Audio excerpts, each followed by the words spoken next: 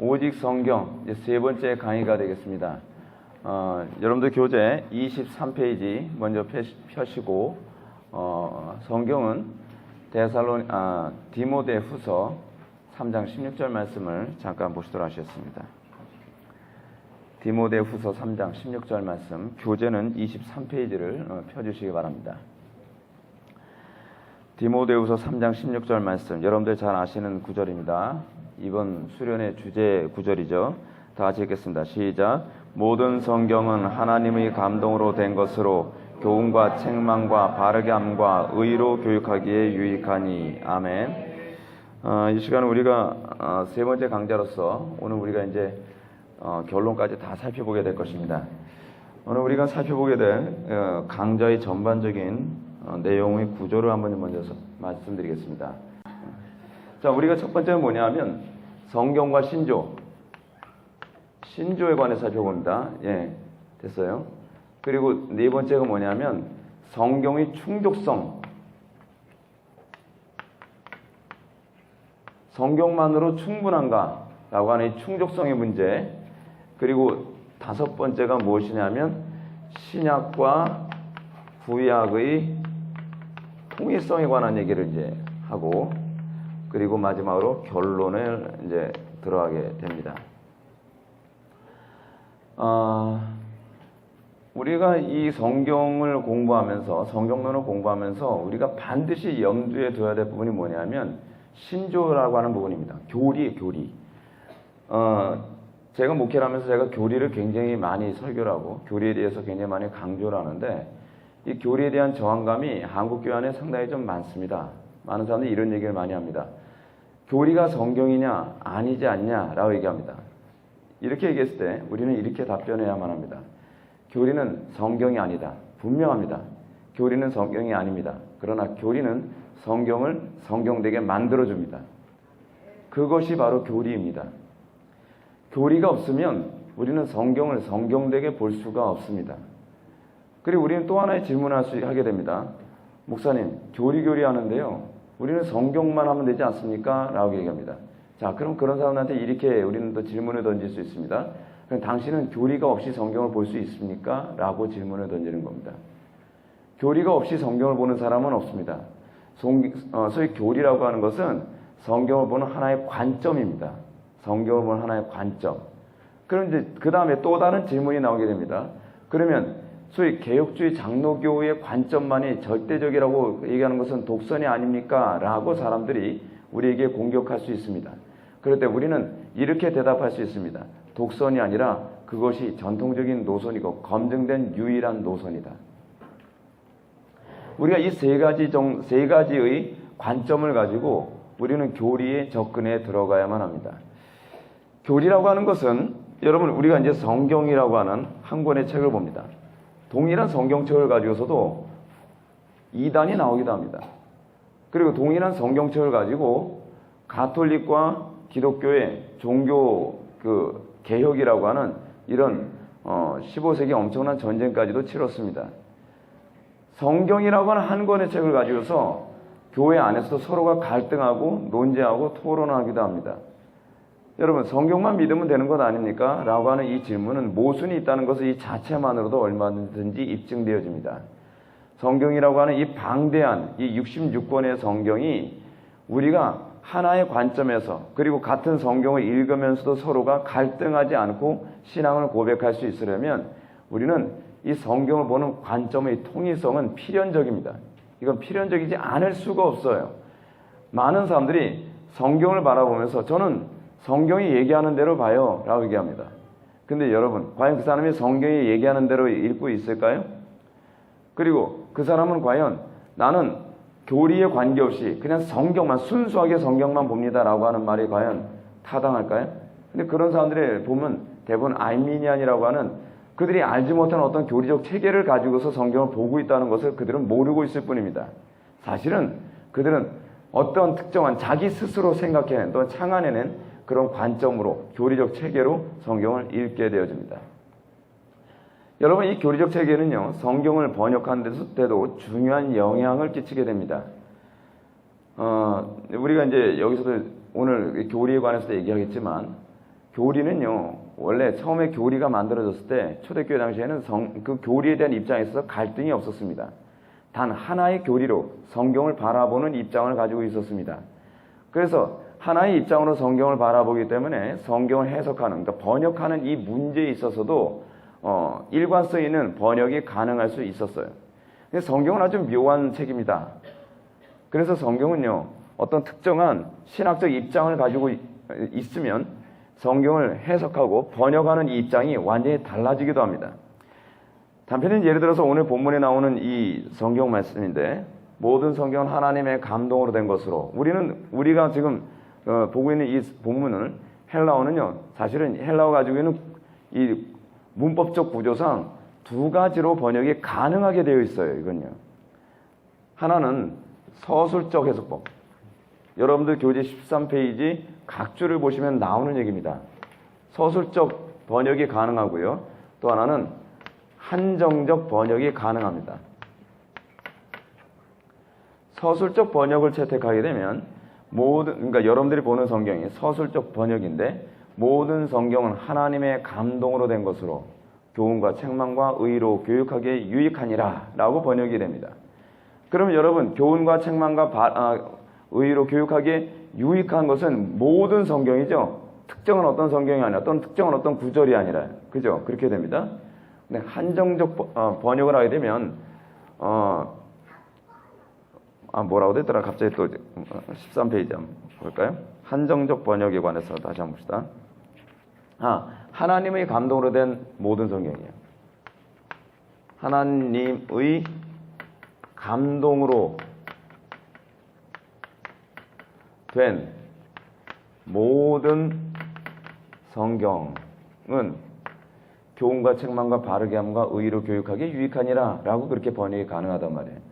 그럼 여러분, 이렇게 한정적으로 번역하게 되면 하나님의 감동으로 된 성경은 제한적이에요. 그렇죠? 한정적이라는 거예요. 어떤 성경만 하나님의 감동으로 됐다는 거예요. 그걸 소위 실존주의적 성경관이거든요. 우리는 성경에 실존주의적, 소위 칼바르트적 성경관은 어떻죠? 성경을 읽다가 내 마음에 이것이다 라고 짚히는 부분이 있으면 그것은 하나님의 말씀이 된다. 성경 전체가 하나님의 말씀이 아니라 내 마음에 주관적으로 와닿는 것, 내 마음에 이것이다 라고 짚히는 부분만이 하나님의 말씀이 된다는 것입니다. 그래서 이런 관점에서 봤을 때 한정적으로 번역을 하는 입장을 추구하게 되는 것은 그가 가지고 있는 교리적 체계, 그가 가지고 있는 신학적 체계 때문에 그렇게 되어지는 거예요. 그러니까 여러분, 이런 딱 갈라지게 되는 이런 현상이 있을 때, 우리가 만약에 교리가 없다면, 우리가 만약에 신학적인 입장이 분명하지 않다고 한다면 우리는 혼란에 빠지지 않을까요? 그렇지 않습니까? 이런 차원에서 우리는 교리가 얼마나 중요한지를 이 부분만 보더라도 얼마든지 알 수가 있습니다. 성경을 번역하는 입장 자체가 달라져요. 그래서 성경을 볼 때 동일한 본문을 가지고서도 다르게 해석할 수 있게 되는 거죠. 자, 여러분들 교재를 한번 보시기 바랍니다. 23페이지입니다. 신구약 성경은 교회가 생겨지면서 교회 안에 자연스럽게 아무런 거부감 없이 교회 안에 받아들여졌습니다. 그리고 여러분들 세 번째 패러그래프 보시게 되면 신약의 교회는 복음이 구약의 성취임을 선언하면서 사도들의 기록이 더해졌습니다. 사도들과 사도적 인물들의 기록은 어렵지 않게 성경으로 교회에 받아들여졌습니다. 이리하여 신약과 구약이라는 성경이 존재하게 됩니다. 모든 교회들이 공적 고백에서 이 성경의 신적 권위를 깨달았고, 그래서 밑줄 믿음과 생활의 규범으로 신앙하는 것으로 받아들였습니다. 이것을 일명 뭐라냐면 교의 또는 교리라고 얘기합니다. 근데 재밌는 것이 뭐냐면 이런 교리에 대해서 또는 교리에 대해서 그리스도 교회들이 서로 의견의 차이가 있다거나 논쟁을 하지는 않았어요. 초창기 기독교는 하나의 교리만 있었습니다. 초창기 기독교는 이 하나의 교리에 대해서 어떤 이견이 존재하지 않았습니다. 지금은 굉장히 많은 교파가 생겼죠. 굉장히 많은 교리적 체계를 가지고서 논쟁을 하죠. 근데 이전에 초대교회 때서부터 교부 시대나 그런 시대에는 교리적 체계에 아무런 갈등이 없었습니다.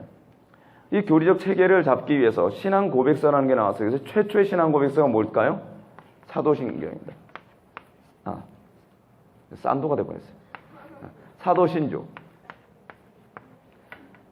가장 첫 번째 나온 것이 사도신조고, 두 번째로 나온 것이 뭐냐면, 여러분들 이제 교재에 나오게 되는데, 갑자기 뭐더라? 여러분들 26페이지를 보시게 되면, 니케아 신조, 니케아 신조. 그래서 세 번째가 아타나시우스 신조입니다.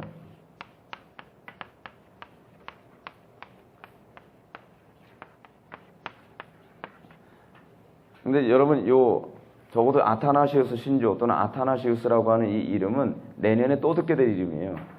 이게 아리우스와 아타나시우스라고 하는 사람이 교리적 논쟁, 삼위일체 논쟁을 하는 부분이 있어서 이거 언급을 해야 되는데 내년이 제가 좀 괴로워질 것 같아요. 이걸 해야 되나 말아야 되나. 이 신론을 다루게 되면 아리우스와 아타나시우스 논쟁 뭐 이런 것, 니케아 신조 이런 걸 다 얘기하게 되는데 그래서 좀 고민이 좀 됩니다. 여러분들 머리 허해질 사람들이 또 생길 것 같아서 좀 걱정이 좀 돼요. 근데 이 어쨌든 간에 초창기 사도신조, 니케아 신조, 아타나시우스 신조가 궁극적으로 목표란 바는 뭐냐면 사도들의 가르침을 하나의 신앙 고백서로 규정을 해놓은 것입니다. 근데 이제 문제가 뭐냐면 신조의 갈등이 생기게 된 게 어떻게 생기냐가 이게 재밌는 부분이에요. 그건 여러분들 교재 다시 24페이지 넘어오면 두 번째 줄부터 보겠습니다. 그러나 성경에 대한 반대 논쟁이 외부로부터 일어나기 시작했다. 교회 내에서요? 아니 외부에서요. 이 세기 켈수스와 폴피리우스와 같은 이방 철학자들이 우리가 믿는 신앙에 관해서 이의를 제기하기 시작했어요. 우리가 믿는 신앙에 관해서 그 사람들은 다르게 해석할 수 있다라고 하는 관점을 제시하기 시작했어요. 왜 그런 관점을 제시할 수 있게 됐을까요? 그들이 가진 철학적 입장 때문에 그래요. 성경을 바라보는데 너희들이 보는 관점으로 해석하고 싶지 않다는 거예요. 성경 꼭 그렇게만 해석해야 되냐는 거예요. 폴피리우스 같은 사람들 또는 켈수스 같은 사람은 자기네들이 가지고 있는 철학적 입장을 성경에 투영하여 성경을 철학적으로 해석하자는 거예요. 여러분 이런 개념이 이 세계에도 많이 나왔죠. 영지주의예요. 영지주의 같은 경우에도 성경을 어떤 식으로 해석해요? 성경을 예수님을 하나님이라고 보지 말자. 또는 사람으로 보자. 또는 하나님이라고 보자. 근데 그 하나님은 어떤 하나님이에요? 가현적 하나님이다. 뭐 이런 얘기가 나오는 거예요. 그 가현설이라는 게 나와요. 예수님이 예수님이 하나님이시라면 육신을 입으면 돼요? 안 돼요? 그 영지주의자들 입장에서는요. 안 돼요. 플라톤주의 이원론의 입장에서는요. 영은 선해요. 근데 절대적으로 선하신 하나님이신 예수님이 어떻게 육을 입을 수 있냐는 거예요. 어떻게 하죠? 자기가 가지고 있는 철학적 관점을 가지고 재해석하는 거예요. 그게 교리가 되는 거예요. 여러분들 왜 교리가 본성적으로 거슬리는지 아십니까? 여러분들은 태어날 때서부터 철학자거든요. 우리는 철학이라는 개념이 뭐라 했죠? 자기중심적 사고방식이라 했죠. 자기중심적 사고방식. 그래서 성경을 읽을 때 여러분들 중심적으로 성경을 봐요. 성경이 가르치는 방식대로 해석하고 싶어 하지 않는다니까요. 지 마음대로 해석하고 싶어 하는 거예요. 나쁘게 얘기하면. 근데 그게 바로 자기가 만들어낸 교리예요. 우리는 성경을 볼 때 코에 걸면 코걸이, 귀에 걸면 귀걸이식으로 해석하고 싶어요. 어떤 부분이 자기의 마음에 거슬리면 꼭 저렇게만 해석해야 되나? 라고 우리는 부정하고 싶어 한단 말이에요. 꼭 그렇게 봐야만 하나? 라고 해석하고 싶어요. 왜냐하면 자기의 철학적 관점에서 그건 납득할 수 없다는 거예요. 신앙이라는 게 뭐예요? 자기 철학을 버리는 게 그게 신앙이에요. 그리고 성경이 얘기하는 소위 사도들의 가르침에 충실하게 거기에 굴복되는 것, 그것이 신앙이에요. 자기 방식대로 성경을 열심히 믿고 자기 방식대로 열심히 신앙생활하는 것이 그것이 신앙이 아니에요. 그걸 내가 복음 신앙이라고 얘기해요. 그런 사람들은요, 성경 66권을 열심히 읽어도 소용이 없어요. 왜냐하면 읽을 때마다 자기 방식대로 읽는데요. 읽을 때마다 자기 방식대로 해석해요. 은혜로워요. 그러면서 형광펜으로 쭉 꺼요. 이렇게 은혜로울 수가. 빨간 펜 쭉. 너무나 은혜가 돼요. 별표 쭉. 근데 그 본문을 은혜가 된다 얘기하는데 해석하는 거 보면 성경에 얘기하는 정통적인, 그리고 교회에서 안에서 항상 동일한 해석하던 방식을 인정을 안 해요. 자기 편한대로예요. 예수 믿으면 천국 가고, 예수 믿으면 복 받고, 예수 믿으면 율법으로부터 자유로워져서 율법 안 지켜도 된다면서요. 여러분, 성경 율법 안 지켜도 된다는 성경 구절이 있습니까? 신기 없는데요. 다 있는 것처럼 살아요. 없어요, 그런 성경 구절이. 또 하나 제가 말씀드릴까요? 여러분, 신약 성경에서요, 예수 믿으면 천당 가라고 하는 구절이 구체적으로 있나요? 없어요. 천당이 온다는 얘기는 있는데요. 예수 믿고 천당 간다는 구절이 이렇게 아주 선명하게 딱 나온 구절이 없어요. 근데 우리는요, 모든 성경이 다 그렇게 얘기하고 있는 것처럼 보여요. 왜 그럴까요? 이거 소위 그 옛날 고대 철학자들은 이런 식으로 얘기했죠. 뭐냐면 소위 선입견이라는 거예요. 자기가 가지고 있는 관점, 선입견으로 성경을 보는 거예요. 여러분, 우리가 성경을 선입견으로 보게 되면 어떤 현상이 나타나는지 아십니까? 소돔과 고모라 성 사건에서 롯과 그의 처가, 그의 두 딸이 딱 나오고 나서 롯의 처가 이 소돔과 고모라 성이 멸망하는 장면을 딱 쳐다볼 때 어디서 쳐다봤죠? 산 위에서 쳐다봤죠? 아니에요. 산에서 쳐다보지 않았어요. 자기가 도피하려고 하는 성 들어가는 입구에서 쳐다봤죠. 근데 우리는 그렇게 그림을 받고 그것이 우리의 선입견에만 딱 되고 나면 그 부분을 수도 없이 읽어도 우리는 롯의 처는 왜 언덕에서 거기 쳐다봤을까요? 언덕은 없어요. 그저 성경에 언덕이란 나오질 않아요. 우리가 하나의 선입견, 내가 가지고 있는 고정관념을 가지고 내가 가지고 있는 철학적 구조를 가지고 성경을 보면요, 100번을 읽어도 변하질 않아요. 100번 읽어도 깨지지가 않아요. 그러니까 사람들이 이렇게 해요. 교리 얘기하면 일종의 알러지 반응이 일어나는 거예요. 왜냐하면 인정을 쉽지 않은데 인정하도록 만들거든요. 그게 교리가 가지고 있는 특징이에요. 근데 이제 그러면 여러분, 그러면서 바빙크는 이렇게 얘기합니다. 기독교 안에서 18세기로부터 비롯됐다. 기독교 안에서 교리적 차이가 일어나게 된 것은 언제부터 시작됐냐면 18세기. 18세기 하면 딱 떠오르는 게 무슨 주의? 이성주의 시대. 이성주의 시대가 일어나면서 교리적 체계의 차이가 일어나기 시작해요. 근데 여러분, 궁극적으로 우리 기독교 안에서 어떤 교리적 교파의 갈등이 일어나게 된 것은요, 사실 종교개혁 이후 시대에서부터 나타나게 되는 부분이거든요. 그래서 여기서 누굽니까? 알미니우스 같은 사람이 나타나면서 알미니안주의와 또 칼빈주의라는 개념을 또 갈라지고 계속 그래요. 근데 그 이후로 철학이 교회 안에 들어오죠. 여러분, 이게 제가 계속 말씀드리잖아요. 교회 안에 철학이 들어오면 그때서부터는요, 교파가 생기게 되어 있어요. 철학이란 게 뭐라고요? 자기 중심적 사고방식이라 했죠. 그래서 자기가 가지고 있는 관점에서 성경을 새롭게 해석하자라고 하는 운동이 자꾸 나와요. 요즘 교회 안에 자꾸 여러 가지 교리가 나오는 건 다 다른 게 문제가 아니라 철학의 문제예요. 철학은 다양하거든요. 다양한 철학의 교회에 들어오면 그 다양한 철학이 또 하나의 교리를 만들어요. 교리. 또 다른 철학이 교회 안에 들어와요.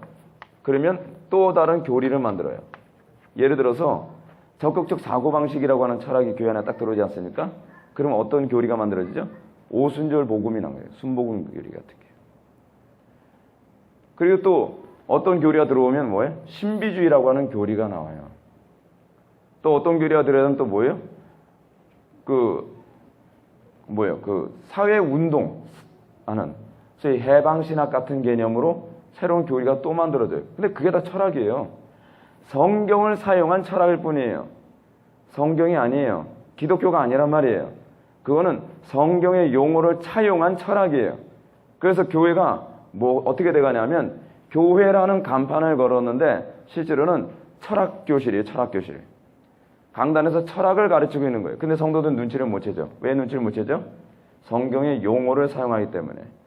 그래서 예를 들어서 성령이라고 하는 용어를 사용하면 할렐루야 그러잖아요. 성령.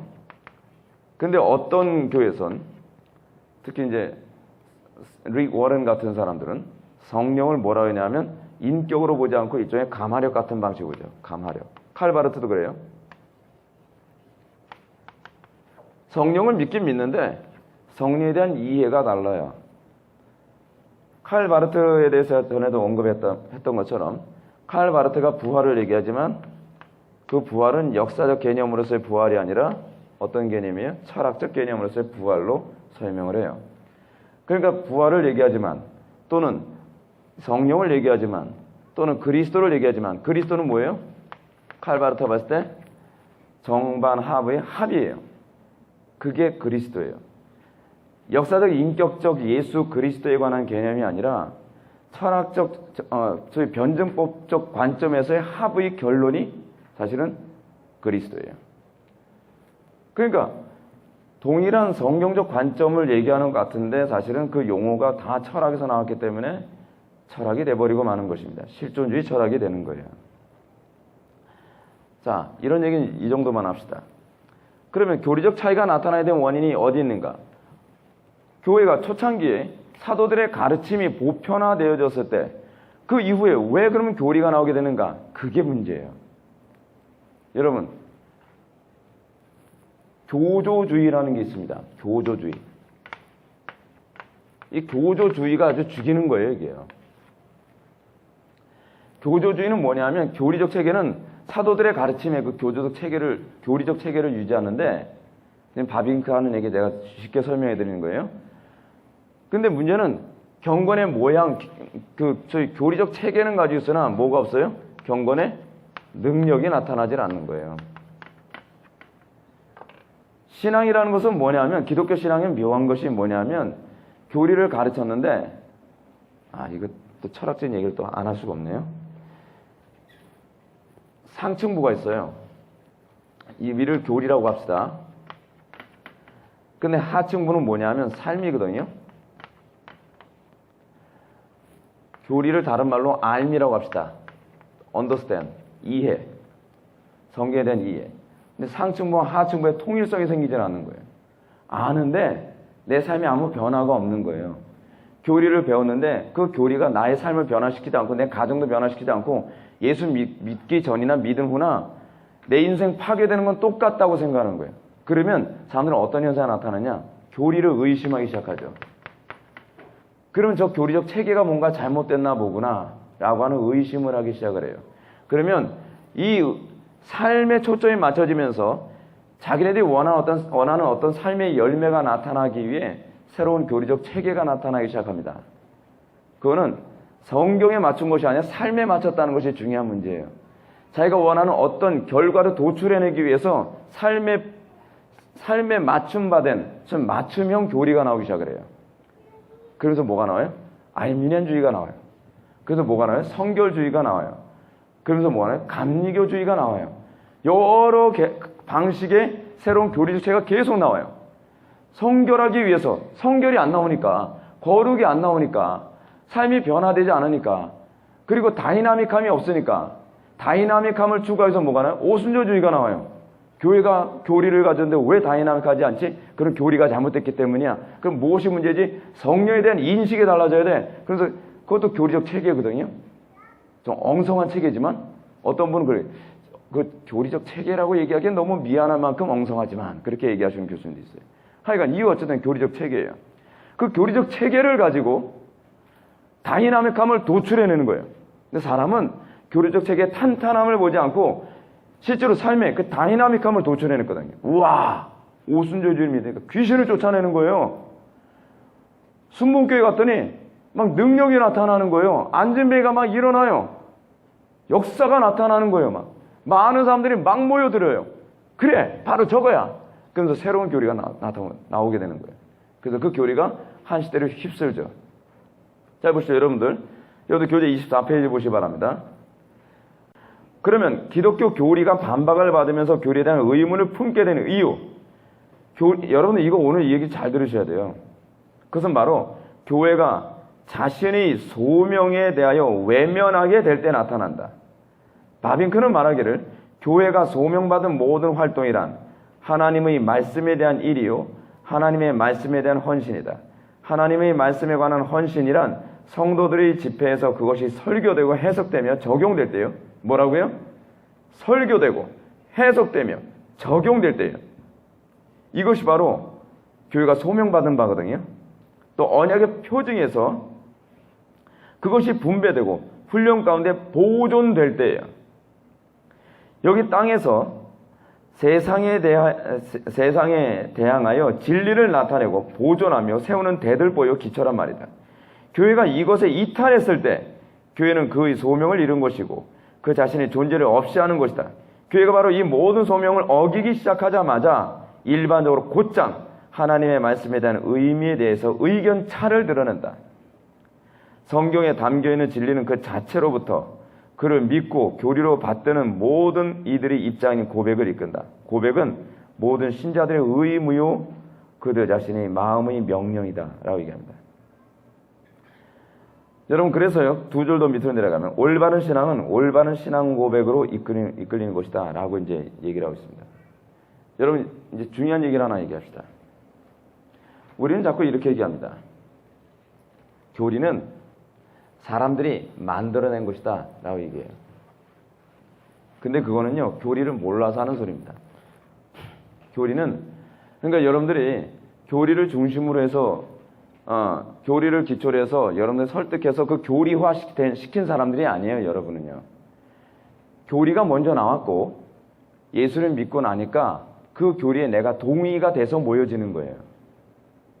먼저가 뭐라고요? 교리가 먼저 탄생해요.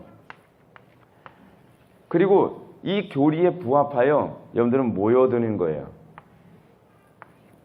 다시 한번 여러분들 교재를 볼까요? 밑에서 5번째죠. 맨 우측 부분.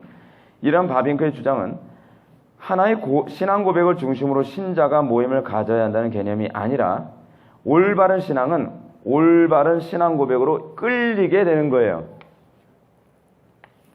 아시겠습니까? 올바른 신앙 고백을 가르쳤는데 난 그 교리에 안 끌리면 그 사람은 그 신앙을 안 가지고 있는 거예요. 우리가 이 부분을 많이 오해하고 있는 거예요. 그래서 신조는 과학적인 탐구와 반성의 체계 안에 사람들을 모으는 수단이 아닙니다. 바꿔서 얘기하면 교리를 가르치는 것, 신조를 가르치는 것은 교회 성장의 수단이 아니에요. 하나님께 대한 참된 신앙을 가진 사람들이 동일하게 고유하는 신앙 체계를 교리라는 방식으로 규정해 놓은 거예요. 교리라는 체계가 있을 때 우리가 내가 믿는 신앙이 옳구나라고 하는 것을 교리적 체계 안에서 검증이 되어지는 거예요. 그렇게 믿는 사람들이 모임으로써 어떻게 해요? 하나의 공동체를 형성하는 거예요. 사람을 모으기 위해 교리가 존재하는 것이 아니라 그 신앙 고백을 통해서 사람들이 모여들기 시작하는 거예요. 교리에 대한 이런 오해를 바빙크는 다음과 같은 말로 설명합니다. 종교개혁의 25페이지. 종교개혁의 이런 적극적인 원리는 과학적인 탐구와 반성으로 말미암아 온 것이 아니라 결국 그것의 화해와 용서를 하나님의 값없으신 은총에서 찾았던 죄책에 사로잡힌 마음을 경험하면서 왔다. 종교개혁은 결단코 철학적이거나 과학적인 운동이 아니라 종교적이고 도덕적인 운동이었다. 스위스에서 종교개혁을 주도하던 쯔빙글리와 칼빈의 경우에 그와 같은 명백한 작업을 처음 시작했다. 그들도 합리적 추론으로 한 것이 아니고 죄와 은혜, 죄책과 화해의 경험으로 개혁해되었다. 그러나 이런 경험은 참으로 그들이 출발점이었지 목표나 안식처가 아니었다. 무슨 얘기인지 아세요? 재밌는 게 이거예요. 루터나 칼빈은요, 로마 가톨릭이 낳은 아들이에요. 근데 그 사람들은 성령으로 거듭난 이후에 내 신앙과 가톨릭의 교리가 안 맞는다는 것을 알게 됐어요. 내 영혼이 그것에 대해서 흡족하지 않다는 걸 알기 시작했어요. 그래서 마틴 루터가 고민을 합니다. 그리고 칼빈이 고민을 합니다. 내가 문제인가? 교회가 문제인가? 그래서 마틴 루터는 고해 성사도 해보고 그리고 고행도 해보고 여러 가지 방법으로 로마 가톨릭 교리적 체계에 자기 자신을 적응시켜 보려고 애를 썼습니다. 근데 마틴 루터는 적응할 수가 없었어요. 그러고 난 다음에 그가 발견된 것은 구원은 오직 은혜로만 된다는 걸 알게 됐습니다. 그리고 난 다음에 루터와 칼빈이 내 신앙의 정통성을 어디서 찾기 시작하냐면 교부들의 책에서 찾기 시작합니다. 신기하죠? 마치 그러니까 부모를 찾아서 길을 떠나는 어떤 고아와 같이 마치 그것이 루터와 칼빈의 모습이고 그것이 우리의 모습입니다. 교리 때문에 여러분들 신앙이 생긴 게 아니에요. 아시겠습니까? 여러분들 신앙 때문에 그 교리가 옳다는 걸 알게 된 거예요. 여러분들은 내가 이건 아닌 것 같은데 이건 아닌 것 같은데 라고 하는 가운데에 칼빈, 루터 같은 사람들, 종교개혁자들, 그리고 어거스틴, 뭐 그렇지 않으면 교회에서 나오는 수많은 터툴리안 같은 무슨 교부들, 그런 사람들의 글을 보면서 그래, 내 신앙을 이 사람이 바로 대언해주고 있고 나와 동일한 신앙을 가졌던 사람들이 이 사람들이었어 라고 알게 돼요. 그 사람들이 교리라는 체계로 자기의 신앙을 표현을 했어요. 그러면서 우리가 그 사람들의 교리적 체계를 보면서 우리는 뭘 발견하냐면 내가 체험한 것을 이 사람들이 교리로 설명하고 있다는 것을 발견하게 되는 거예요. 칼빈은 여기서 얘기하는 것처럼 과학적 연구의 결과로 이 교리적 체계를 만든 것이 아니라 추론의 결과로 교리적 체계를 만들었다 사람들이 자꾸 착각하는데 그게 아니라 내가 믿는 믿음의 정통성을 우리의 신화의 선배들이 이미 동일하게 얘기하고 있다는 걸 그냥 찾아낸 것뿐이에요. 칼빈의 기독교 강연을 보면요, 칼빈 말은 별로 없습니다. 칼빈의 기독교 강연을 보면 주로 교부들의 글로 도배를 했어요. 가장 많은 그 글들이 어거스틴의 글이에요. 그래서 칼빈은 자기가 이것을, 소위 예정론도 내가 주장한, 내가 발견한 또는 내가 도출해낸 어떤 결론이 아니라 초대교회 때서부터 계속적으로 고백했던 것이 바로 이거다라고 하는 것을 어거스틴의 글로써 또는 그 누구죠? 버나드 같은 사람들의 글을 통해서 입증하고 있는 것 뿐이에요. 그게 우리의 신앙이에요. 어떤 사람이 이렇게 얘기합니다. 남들이 발견하지 못한 새로운 신앙을 발견하다 하면서 나한테 다 와! 그럼 그게 뭐가 돼요? 그게 이제 교주가 되는 거예요. 교주. 우리는 역사로 돌아가는 거예요. 옛적 길로 돌아가는 거예요. 우리의 신앙의 선배들이 걸어갔던 길을 다시 같이 걸어가는 것이지 그들과 다른 새로운 길이 있는 것처럼 말하는 사람들 조심하십시오. 그 사람 교주일 가능성이 많습니다. 그래서 여러분들 각주 53번을 보면 이제 칼빈이 이제 경험이라는 표현을 사용했는데 경험하면 이렇게 자꾸 경험주의를 떠올려가지고 알러지 반응을 일으키는 사람도 있어요. 53번 각주를 보면 여기서 그들에게 경험이 그들이 출발점이었다는 말은 그들이 경험을 절대시한 사람들이 아니라 성경에서 그 경험의 정당성을 검증한 사람들이라는 말이다. 메이첸 박사도 말하기를 기독교적 체험은 마땅한 사건에 근거한다고 했는데 그 마땅한 사건이란 바로 성경의 사건과 서술을 말하는 것이다. 우리의 체험이 성경에서 검증이 되어야 돼요. 그리고 성경이 우리의 체험을 설명해 줘야 돼요. 그 안에서 우리는 우리의 체험에 대해서 확신을 얻게 되고 안식하게 돼요. 신조의 기능 보시겠습니다. 신조의 기능. 바빙크는 말하기를 신조의 기능이란 성경을 뒤로 밀어내기 위한 것이 아니라 그것을 보존하고 그것의 개인적인 자유분방한 사용에 대한 보호에 있다. 신조는 양심의 자유를 회방하기는커녕 약하고 굳세지 못한 영혼들이 유혹을 꾀하는 여러 이단 영들을 대항하여 양심의 자유를 지지한다. 또한 지식의 발달을 방해하는 것이 아니라 오히려 이를 바른 궤도로 인도하고 그들 자체는 모든 세대에 걸쳐 부조리 할지라도 신앙의 유일한 규범인 성경에 비교하여 수정되어야 한다고 했다. 다시 말해서 이번 밑줄 칩시오. 신조의 기능은 성경을 무시하기 위한 체계가 아니라 도리어 성경을 성경되게 만드는 체계라고 말할 수 있다. 신조를 모르면 여러분들이 신앙 고백이 없다면 또는 여러분들이 교리가 없다면 여러분들은 성경을요 어떻게 만들 수 있는지 아세요? 점치는 도구로 사용할 수 있어요. 성경이 되게 만들지 않아요. 오늘날 성경 가지고 장난질하는 사람들 굉장히 많이 있죠. 성경 가지고서 교인들을 농락하는 사람들 많이 있죠. 특히 이단 같은 경우는요. 성경 가지고 여러분 JMS 같은 정명석 같은 사람도 성경을 사용해서 음란한 분위기를 다 만들어요. 성경 가지고서 사기치는 사람들도 많이 있어요. 성경 때문에 자살하는 사람도 있어요. 왜 그렇죠? 그러니까 사람들이 자꾸 성경의 권위가 떨어지는 것 아닙니까? 성경을 성경되게 볼 수 있는 세계를 갖추지 않았기 때문에 그래요.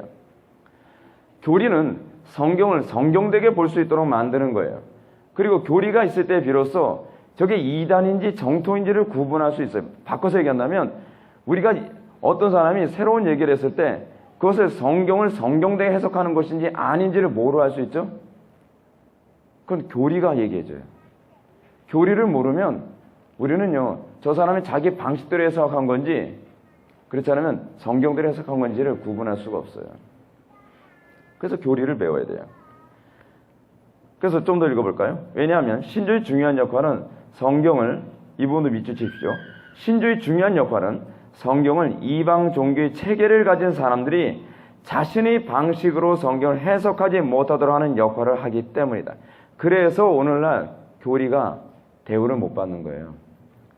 교회 안에 이방 종교적이라는 얘기는 무슨 표현이냐면 철학이라는 얘기예요. 철학적 체계로 성경을 해석하지 못하도록 막는 것이 교리거든요. 그런데 교리가 있으면 자기의 그 성경 해석하는 체계가 이방적 체계, 다시 얘기한다면 철학적 체계라는 게 자꾸 폭로가 되는 거예요. 사람들이 기분 나쁘죠. 그래서 교리를 얘기하면 자꾸 저 사람은 배타적이다라고 해요. 여러분, 우리 기독교는 배타적입니까? 맞습니다. 배타적입니다.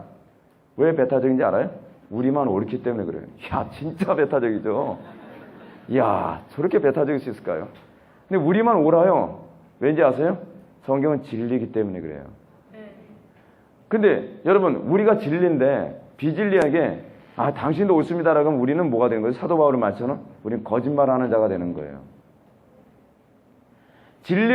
절대 진리를 가지고 있는 우리가 수용한다는 것은 관용이 아니라 타협이에요. 여러분들 착각하지 마십시오. 그들은 자꾸 용어를 가지고 우리를 혼란스럽게 만듭니다. 너희들은 관용할 줄 몰라라고 해요. 우리는 이렇게 얘기해요. 아니, 우리는 관용할 줄 모르는 것이 아니라 타협할 줄 모르는 것뿐이야. 우리가 항상 사람들과 대화를 나눌 때 어떤 용어를 어떻게 사용하느냐를 정확하게 보십시오.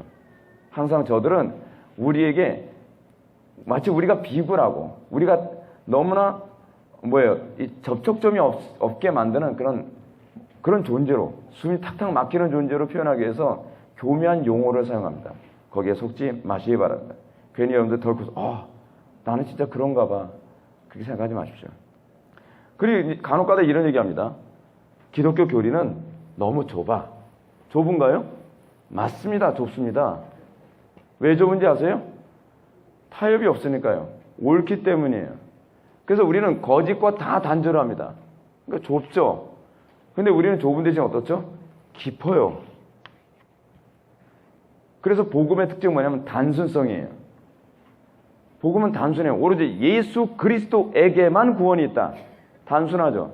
너무 단순해요. 그래서 기독교는 별 볼 일 없는 것 같아요. 그냥 알면 알수록 너무 깊어요. 자유주의신앙은 어떻죠? 굉장히 넓죠? 넓습니까? 넓습니다. 자유주의신앙이 왜 넓은지 아십니까? 모든 철학을 다 수용했기 때문에 넓습니다. 대신에 뭐가 없죠? 얕아요. 그게요. 왜 얕은지 아세요? 이 산도 아닌가벼 해서 새로운 철학을 또 수용하는 거예요. 저 산도 아닌가벼 새로운 철학을 또 수용하는 거예요. 정답을 발견하지 못하니까 또 다른 철학적 체계를 또 받아들이고 가지를 치고 계속 가지를 치니까 제가 자유주의신학을 나름대로 책을 읽을 때마다 이 많은 책 언제 당했나 싶을 때가 얼마나 많은지 몰라요. 정답을 못 찾으니까 깊이 우물을 파는 것이 아니라 계속 가지만 자꾸 치는 거예요. 가지만. 그러니까 이런 입장도 있고 저런 입장도 있고 입장도 있다는 얘기가 무슨냐면 가설의 개념이에요. 가설. 그래서 기독교는요. 옳다라고 하는 것을 전제로 한 전제주의인 거에 비해서 소위 어떤 자유주의나 그렇지 않으면 철학은 뭐냐면 이게 가설이에요. 다. 어떤 것을 가설로 해서 체계를 세우는 거예요. 근데 그렇게 되면 계속 혼란이 가중되는 거예요. 그래서 여러분 왜 우리는 진화론을 우리는 믿을 수 없다고 얘기하죠? 가설이기 때문에 그래요. 모든 것은 발전한다고 하는, 그러니까 예를 들어서 리출을 제가 잠깐 얘기했었는데 리출이 사실은 진화론의 철학적 체계의 출발인데 리출은 하나의 가설을 세워요. 어떤 가설이죠? 현재는 과거보다 발전되고 우월하다라는 가설이거든요. 여러분 이 가설 때문에 신학도 그렇게 가고 있어요. 과거의 신학이 현재 신학이 과거의 신학보다 어떻다? 우월하다, 더 발전했다, 더 진화했다. 그런가요? 별로 안 그래요. 신학은요, 축적 지식이 아니에요. 세상 지식은 축적 지식이에요. 우리는 축적 지식이 아니에요. 왜냐하면 정답으로 시작하기 때문에 그래요. 근데 철학은 정답으로 시작하지 않으니까 점점 더 어떤 정반합적 개념으로 진화를 하려면 더 많은 지식이 축적되어야 돼요. 세월이 지날수록 읽어야 될 책들이 점점 늘어나는 거예요. 근데 정답을 못 찾아요. 계속 공허하고 헷갈리고 돌아다니기만 하는 거예요. 구천을 헤매는 귀신처럼 말이에요. 칼빈은 말하기를 우리가 하나님이 바로 성경의 저자라는 사실을 의심 없이 확신할 때까지는 성경 교리에 대한 신뢰성이 수립될 수가 없음을 반드시 기억해야 된다라고 얘기하고 있습니다. 교리의 기원은 성경에 근거하며 성경의 기원은 하나님께 있다는 점을 우리는 잊지 말아야 한다. 이런 차원에서 교리 또는 신조는 사도들의 신앙을 하나의 정확한 표현을 빌려 우리에게 전수해 준 것이라는 점을 알아야 한다. 교리가 뭐라고요? 교리는 사도들의 신앙을 하나의 정확한 표현을 빌려서 우리에게 전수해 준 거예요. 단편에 예를 들어서 여러분 삼위일체론에 대한 얘기가 성경에 있어요, 없어요? 삼위일체란 말이 어디 있어요, 성경에? 없죠. 근데 왜 우리가 삼위일체론을 믿죠? 네. 삼위일체론이 성경을 가장 잘 설명해 주기 때문에 그래요.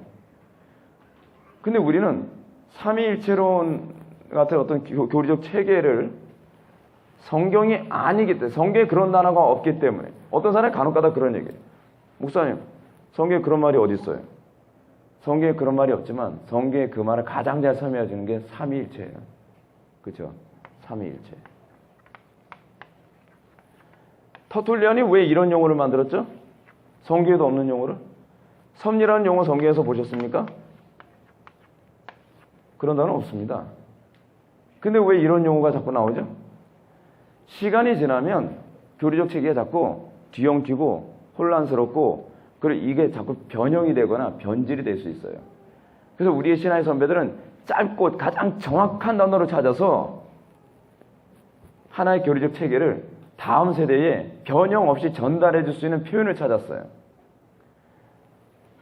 삼위가 뭐죠? Three person. 이 체는 영어로 뭐라죠? 에센스예요. 세 인격의 person이 여기서는 인격이라는 개념이거든요. 세 인격의 하나의 에센스를 가지고 있다는 거예요. 하나의 본질을 가지고 있다는 거예요. 이것을 용어로 만들어서 다음 세대에 전수했기 때문에 놀랍게도 몇천 년 전, 2000년 전에 신앙생활 하던 사람들과 저희들은 동일한 신앙생활을 할 수 있는 거예요. 근데 교리를 포기할 수 있나요? 포기할 수 없죠. 지켜내야 되는 것이고 계속 이것을 붙잡고 살아야만 하는 겁니다. 사도신조, 니케아 신조, 아타나시스 신조는 여러분들 집에 와서 읽어보시기 바랍니다. 네 번째로 성경의 충족성에 관해서 한번 보시겠습니다. 성경의 충족성. 성경의 충족성은 굉장히 중요한 교리예요. 또한 번번이 오해되는 교리입니다. 사실은 우리가 성경의 충족성 얘기할 때 같이 다뤄야 될 부분이 뭐냐면 성경의 명료성이라든지 성경의 필요성 같은 걸 다 다뤄야 되는데 시간이 없어 이걸 다 다룰 수가 없어요. 근데 이 성경의 충족성이라는 부분을 알게 되면 로마 가톨릭의 전통을 우리가 왜 수용할 수 없는가? 우리가 왜 교황주의를 우리가 수용할 수 없는가? 또는 신사도 운동을 우리가 왜 수용할 수 없는가? 그리고 지금도 계시가 여전히 존재한다는 것을 우리가 왜 받아들일 수 없는가가 이 성경의 충족성을 이해할 때라야만 그것을 우리의 신앙으로 디펜스할 수 있어요. 성경의 충족성을 이해하기 위해서 우리는 웨스트민스터 신앙고백서 1장 6항을 한번 보도록 하겠습니다. 하나님 자신의 영광과 인간의 구원, 신앙, 그리고 삶을 위해 필요한 모든 것에 관한 하나님의 완벽한 권고가 성경에 명시적으로 기록되어 있거나 아니면 성경으로부터 정당하다고 필연적인 결론을 유추될 수 있다. 따라서 결코 성령의 새로운 계시나 인간의 전통에 의해 어느 때에도 어떤 것이 첨가되어서는 안 된다. 그럼에도 불구하고 우리는 성령의 내적 조명이 말씀 안에 계시된 그와 같은 것들이 구원에 이르는 이해에 필수적이며 또한 사람의 행위와 사회의 공통적인 하나님의 예배와 교회의 운영 문제에서 항상 준수되어야 하는 말씀의 보편적 규범에 따라 자연의 빛과 그리스도인의 분별력에 의해 정해야 하는 특수한 상황에도 있다는 점을 인정해야 한다. 한 문장 너무 길죠? 네. 그래서 여러분들한테 이거를 좀 다 이렇게 띄어서 제가 이제 설명해 드릴 거예요. 여러분들 못 알아도 이렇게 뻔해서 그냥 쭉 읽었어요. 첫 번째는 뭐냐면 하나님 자신의 영광과 인간의 구원, 신앙, 그리고 삶을 위해 필요한 모든 것에 관한 하나님의 완벽한 권고. 웨스트민스터 신앙고백서에서 성경의 충족성을 얘기하는데 이 부분부터 우리가 살펴봅니다. 성경의 충족이 하나님 자신의 영광과 인간의 구원, 신앙, 그리고 삶을 위해 완벽하다고 가르치는 것입니다. 삶과 신앙의 기준으로 부족함이 없다는 말이에요. 여러분들이 신앙생활하는 데 있어서 성경 하나면 충분합니다. 자, 그런데 이 충족성에 있어서 충족성이 얘기하는 것은 우리 종교 생활에만 충족성을 준다는 게 아니에요. 성경의 충족성은요, 놀랍게도 여러분들 교재 보시게 되면 정치, 경제, 사회, 문화, 철학, 윤리 영역까지도 충족성을 제공합니다. 정치를 어떤 식으로 해야만 합니까? 성경은 그 부분에 대해서 해답을 줍니다. 종교적인 영역에서만 해답을 주는 게 아니에요. 목사님, 자녀들을 어떻게 양육해야 되죠? 그거는 뭐 심리학적으로나 그 교육학을 배워야 되는 거 아닌가요? 아니요, 그것도 성경이 다 충족해 줍니다. 목사님, 결혼 생활은 어떻게 해야 되죠? 성경이 다 충족해 줍니다. 목사님, 친구 관계는요? 성경이 다 충족해 줍니다. 직장 생활은요? 성경이 다 충족해 줍니다. 그러면 경제 생활은요? 자본주의가 옳습니까? 아니면은 사회주의가 옳습니까? 그 부분에 대해서도 성경은 다 충족시켜 줍니다. 다 설명해 주고 그 원리적으로 우리에게 다 제시해 줍니다. 프란시스 셰이퍼가 얘기했던 것처럼 하나님은 종교적인 영역만 창조하신 분이 아니라 이 땅의 모든 것을 창조하신 분이시기 때문에 이 땅의 모든 영역에 성경 우리들에게 해석할 수 있는 근거를 성경으로 제시해 줍니다. 두 번째로 성경에 명시적으로 기록되어 있거나 아니면 성경으로부터 정당하고 필연적인 결론으로 유추될 수 있다. 여러분, 성경은요, 어떤 특정한 얘기에 관해서 명확하게 우리들에게 얘기해 주십니다. 예를 들어서 살인하지 말라, 간음하지 말라, 도둑질하지 말라, 어떤 특정한 이것이 옳음과 그름을 선명하게 얘기해 줘요. 근데 성경은 그렇게만 얘기하지 않습니다. 성경이요, 여러분, 우리는 유추적으로 성경 해석하는 것의 중요성이 여기 있어요. 성경이 인터넷 음란 사이트 들어가지 말라 있습니까? 마약하지 말라 있습니까? 그렇지 않으면 게임하지 말라, 컴퓨터 게임하지 말라 있습니까? 없어요. 전혀 가끔가다 사람들이 목사님, 삼위일체론의 성경 어디 나와요? 삼위일체론 단어가 어디 있어요? 그러면 저는 이렇게 얘기하고 싶어요. 그럼 성경에 마약하지 말란 말 어디 있어요? 없죠. 근데 왜 마약을 안 하시죠? 성경에 어디 마약이라는 단어 있나요? 없어요. 근데 왜 마약 안 해서 하세요? 성경에 없잖아요. 그 유추적 지식에 관한 얘기거든요. 성경은 우리에게 원리적으로 모든 것을 다 유추하여 우리에게 적용할 수 있도록 하셨어요. 근데 그 유추하여 적용하도록 하시는 분이 누구시냐면 성령님이세요. 성령님이 아니면 그 유추적 지식을 조합해내지 못해요, 우리가요. 그래서 삼위일체론, 명확한 표현이 아니지만 우리는 얼마든지 유추해서 결론을 낼 수 있습니다. 그러나 오류는 있다 없다? 없습니다. 또 하나, 여러분, 그리스도의 두 본성 1인격 성경에 나오나요? 안 나오죠. 근데 우리 종교개혁자, 우리 그 신하의 선배들, 교부들은 이 문제 아주 코피 터지게 싸웠어요. 우리가 내년에 이제 배우게 될 부분이에요. 이 부분을 신하의 선배들이 하도 이단과 싸우면서 더 이상 이 부분에 대해서 문제시되지 않도록 하기 위해 이렇게 용어를 정리해놨어요. 제가 우리 홈페이지에다 용어 정리 계속 하잖아요. 요즘엔 제가 수련회 앞두고 있어서 시간이 없어서 못했지만 용어를 정리해놓고 나면 이분에 대한 혼란이 없어져요. 그걸 싹 가신단 말이에요. 우리 신하의 선배들께서 용어 정리의 달인들이었어요. 두 본성의 1인격. 그렇게 해서 예수님은 어떤 분이에요? 완전한 인간이면서 완전한 하나님이시되 그분은 그 인격적으로 갈등이 없어요. 그러니까 이중인격이 아니라는 거예요. 본성이 둘이기 때문에 인격이 둘이면 뭐가 돼요? 이중인격이 되는 거예요. 근데 예수님은 두 본성에 하나의 인격을 가지기 때문에 그분은 인격적 혼란이 없으신 분이에요. 그런 부분들. 또 예를 들어 성경 어디에 돼요? 인간 복제하란 말 없죠? 인간 복제하란 말 어디 있어요? 복제해도 되나요? 지금요, 이 성경을 유추적으로 적용하고 해석하는 문제가 얼마나 심각하고 어려운 문제인지 몰라요. 여러분, 성경에 장기 이식하라는 이식하지 말라 하라는 말이 있나요, 없나요? 없어요. 이게 지금요, 생명윤리학과 관련해서 신학계에서 굉장히 심각한 문제예요. 또 하나, 이제 저 인간의 영혼 불멸설 쪽에 이제 사람들이 막 가기 위해서요, 사람 몸은 자꾸 늙잖아요. 늙으니까 뇌만 보존해가지고 몸뚱아리만 갈아치우는 기술을 또 만들겠다는 거예요. 터미네이터 같은 몸뚱아리 만들어서 뇌만 그 사람의 뇌를 이쪽에 이식해 놓는 거예요. 그러면 편하겠죠. 예를 들어서 소화가 잘 안 돼요. 그럼 부속품만 갈아 끼우면 되는 거예요. 네. 교통사고로 팔 하나 다쳤어요. 그럼 부속품 하나 딱 갈아 끼우면 돼요. 그럼 다시. 여러분, 성경에 하지 말란 말 있나요, 없나요? 죄인가요, 아닌가요? 성경이 없으면 무조건 해도 되는 거 아닙니까? 아니에요. 유추적으로 해석을 해야 돼요. 세 번째, 어느 때에도 어떤 것이 첨가되어서는 안 된다.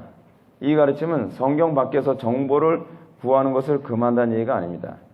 오히려 이 구절은 우리가 단지 성경에서만 발견할 수 있는 말씀에 덧붙여 어떤 신적인 말씀도 결코 필요하지 않다는 얘기예요. 그래서 우리는 성경 해석할 때 고고학도 우리는 공부하고요. 성경 배경학도 우리는 공부합니다. 설교를 할 때 성경이 가지고 있는 특징 중에 하나는 뭐죠? 단축성이. 모든 걸 다 요약을 해버렸어요.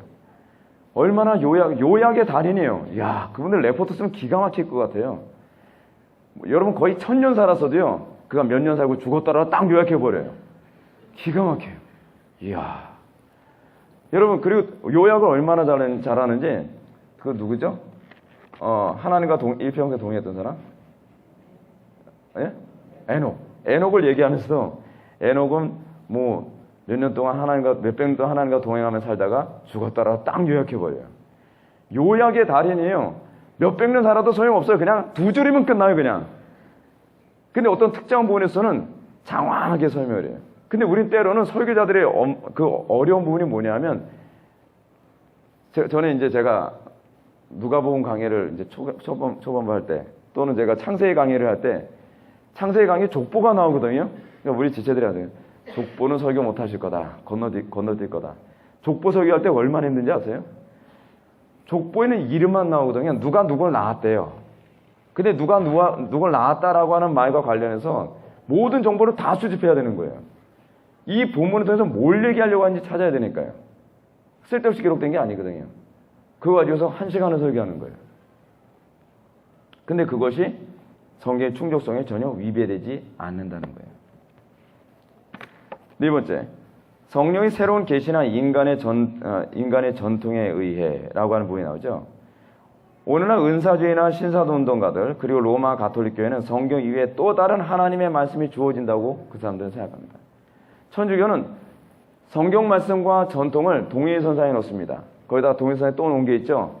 교황의 말은 무효하다라고 거기다 또 하나 집어넣습니다. 또 하나 집어넣은 게 있죠. 파티마 예언같이 어떤 성인은 우리가 생각하는 성인이 아니라 자기네들이 만든 성인이에요.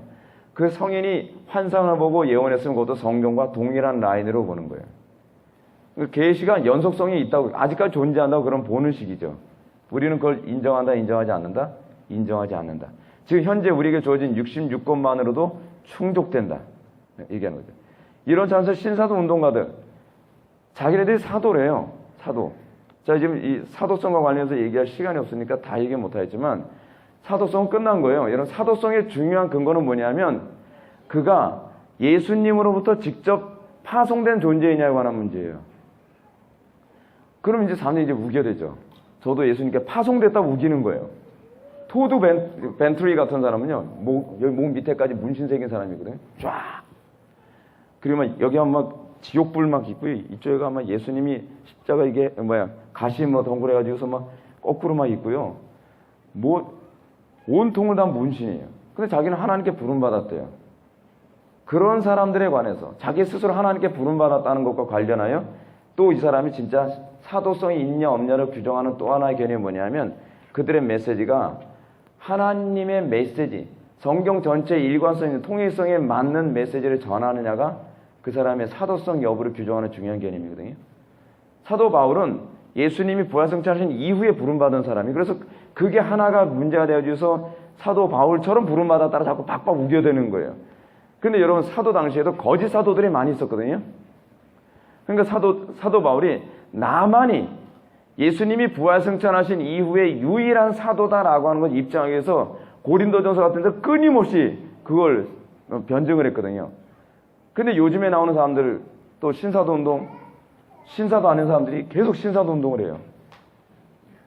근데 그 신사도 운동하는 것에 사람들이 너무 쉽게 속아 넘어가죠.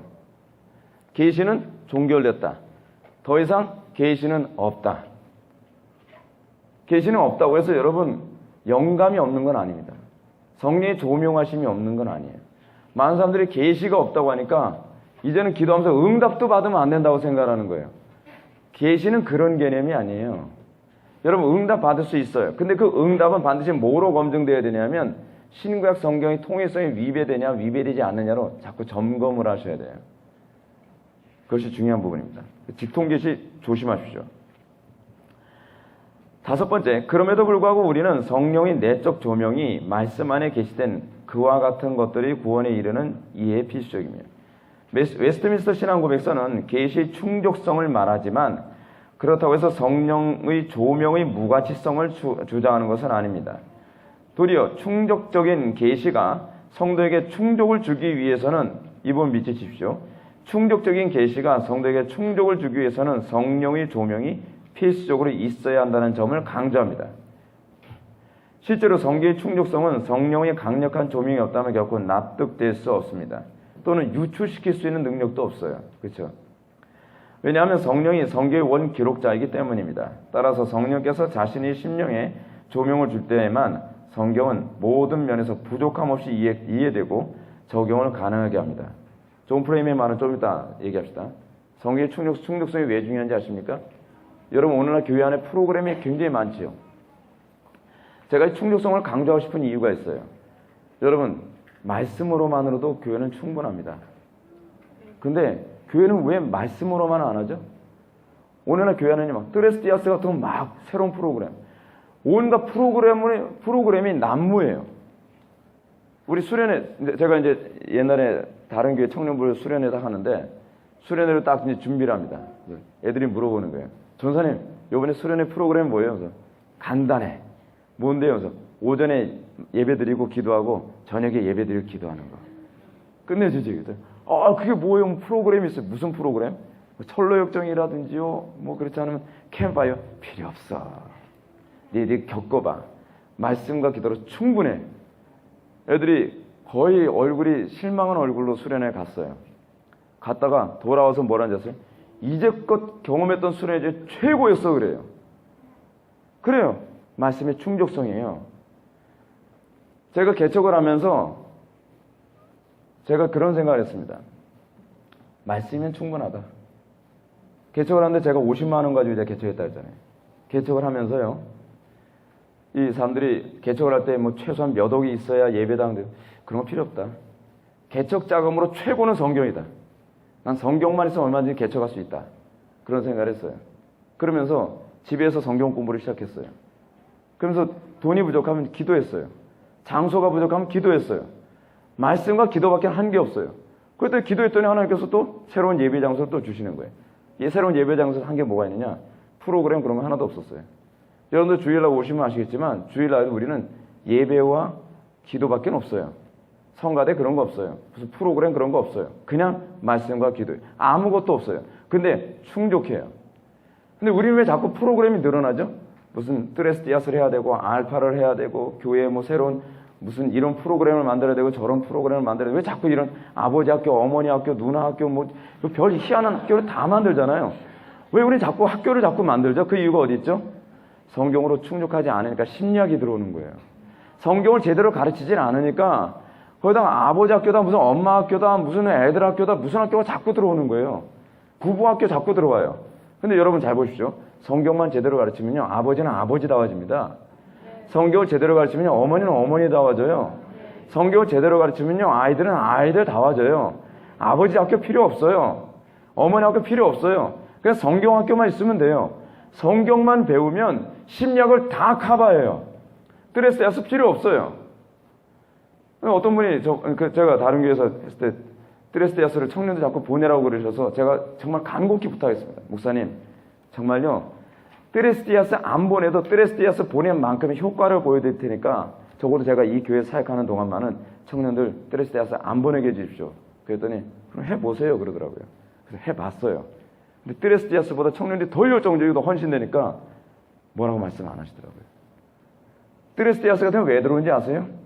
성경의 충족성을 믿지 않기 때문에 그래요. 성경만으로 충분합니다. 특히 교회는 성경만으로도 충분해요. 성경만 가르치면 다른 게 들어올 필요가 없어요. 근데 우리는 교리가 죽고 성경이 죽으니까 사람들이 프로그램에 치여서 살아요. 막 힘들어서 죽으려고 그런단 말이에요. 막. 그거 없으면 교회가 안 돌아가는 거예요. 당연하죠. 성경을 제대로 성경대에 가르치지 않아서 그렇습니다. 존 프레임의 말을 봅시다. 우리가 구원을 받고 거룩한 삶을 영위하려면 하나님의 말씀 이상의 것이 필요하다. 우리가 하나님의 말씀을 이해하려면 특별히 말씀을 조명하시는 성령이 필요하다. 따라서 성경의 충족성 교리가 성령이 어떠한 자리도 남기지 않는다는 것에 누구도 반대 이유를 대지 말아야 합니다. 성령이 어떤 자리가 그러니까 성령론이 필요 없다는 얘기가 아니에요. 성경의 충족성은. 오히려 성경의 충족성은 성령님이 있어야만 그 충족성이 실체가 드러난다는 거예요. 그래서 오늘날 개혁교회가 어려움에 처하고 있는 이유가 거기 있습니다. 성경을 교리를 굉장히 많이 가르쳐요. 근데 뭔가 교회가 2% 부족한 거예요. 왜 2%가 부족한 것 같을까요? 그래서 개혁교회들이 교리를 가르치다 지쳐버려요. 교인들이 안 움직이거든요. 교인들이 변하질 않아요. 뭔가 필요한 것 같아요. 근데 그 뭔가 필요한 게 뭘까요? 그러다 보니까 개혁교회가 뭔가 안 되니까 그냥 은사주의도 은연주의만 받아들이는 교회도 있어요. 뭔가 안 되는 것 같으니까 다른 소위 비판했던 그런 교회들의 프로그램을 하나씩 받아들이는 교회들이 있어요. 사실 2%가 부족한 것이 아니라 200%가 부족해서 그래요. 성령이에요, 성령. 기도와 말씀으로 너희가 거룩해짐이라 그랬지 말씀으로만 거룩해지는 게 아니거든요. 근데 기도를 안 하니까 말씀이 충족하다는 걸 우리가 경험하지 못하는 거예요. 6번. 또한 사람의 행위와 사회의 공통적인 하나님의 예배와 교회의 운영 문제에서 항상 준수되어야 하는 말씀의 보편적 규범에 따라 자연이 빛과 그리스도인이 분별력에 의해 정의하는 특수한 상황도 있다는 점을 인정한다. 무슨 말하는 거예요 도대체? 말이 너무 길죠? 예. 그래서 한번 읽어볼까요? 이 부분은 성경이 우리가 자연계시 안에서 일반적인 규칙을 무시하지 않는다고 가르치는 거예요. 성경은 우리의 일반적인 삶 속에서 신호등을 지켜야 하는지, 학교에 지각하지 말아야 하는지, 예배당 건물을 어떤 형태로 지어야 하는지 등을 가르치지 않습니다. 그렇죠? 성경에서 여러분 예배당 그 탑 만들라는 말이 있어요, 없어요? 종탑 만들지 말라 그런 거 없어요. 또는 예배당은 이런 모양을 져야 돼 그런 거 없어요. 또 성경에 신호등 지켜야 된다 그런 말 없어요. 그 당시에 신호등이 없었거든요. 차도 없었고요. 또 학교에 지각하지 마라 그런 말도 없어요. 그런 사소한 것까지 다 다루질 않아요. 이런 보편적인 규범이 성경을 통해서 응용해서 다 적용이 가능해요. 존 프레임은 이 부분을 다음과 같이 언급합니다. 성경이 낙태, 핵전쟁, 재산 공개, 이해의 상충, 주차 요금 징수기를 언급하지 않는다는 사실은 우리가 이런 문제를 고려하는 데 있어서 성경을 포기할 수도 있다는 것을 절대로 의미하지 않는다. 성경의 원칙은 항상 관련된다. 단 하나의 의무는 어떻게 그 원리를 구체적으로 적용하는가에 있다. 자연계시와 인간의 신중함에 의지하는 것은 그 질문에 답하려는 시도이다. 무슨 말이냐면 우리는 끊임없이 새로운 것들이 계속 나옵니다. 요즘에 전 세계에 또 굉장히 이슈가 되고 있는 게 있죠. 드론이에요, 드론. 드론 때문에 지금 새로운 법이 또 만들어져요. 그래서 드론을 띄워서 개인의 어떤 사생활 침해가 일어나니까 이거 뭐 어느 선을 뭐 넘어서면 안 된다. 이러다가 여러분 이제 터미네이터 나오게 생겼어요. 터미네이터. 실제로 여러분 전쟁용 로봇 나오기 시작하는 거 여러분 아십니까? 전쟁용 로봇까지 나와요. 이제는 사람이 필요 없어요. 그러니까 사람은 로봇한테 명령을 시키면 로봇에 가서 알아서 다 쏴주기는 거예요. 와, 무시무시한 시대죠. 예. 최근엔 여러분 치타 로봇 나왔습니다. 치타와 비슷하게 생겼는데 시속 104km까지 달릴 수 있대요. 막 달려요. 진짜 치타보다 더 빨리 달리는 게 아니에요. 치타는 지치기라도 하죠. 걔는 안 지쳐요. 그냥 라사가 풀릴 때까지 계속 뛰는 거예요. 예. 점점 무시무시한 시대가 되고 있어요. 근데 우리는 이거를 어떻게 해석을 해야 되죠? 근데 성경은 이 부분에 관해서도 어떻게 해석하는 것이 옳은가에 관한 그 충족성을 얼마든지 제공해 준다는 겁니다. 자, 시간이 없어서 제가 좀 빨리 좀 진행 나갑니다. 구약과 신약의 통일성. 구약과 신약의 통일성은요, 전반적인 부분에서 여기서 존 프레임이나 머레이 교수는 이렇게 얘기합니다. 그냥 딱 얘기해서. 여러분들 중간 부분 보시는 머레이 교수는 다음과 같이 위대함을 얘기한다. 이러한 중간 부분을 보시는 게 나을 것 같아요. 즉이라고 하는 부분. 그러지 맙시다. 넷째 줄부터 봅시다. 그래야 될 것 같아요. 존 머레이 교수의 지적처럼 그것은 하나님의 놀라운 구속의 작정하시는 통해 마지막 때 현재와 유례 없이 참으로 놀라운 두 분이 오셨음을 특징되어진다고 할 수 있을 것이다. 즉 하나님의 아들과 하나님의 영이 세상에 오신다는 것이 바로 신구약 성경의 통일성을 이루는 주된 핵심이다.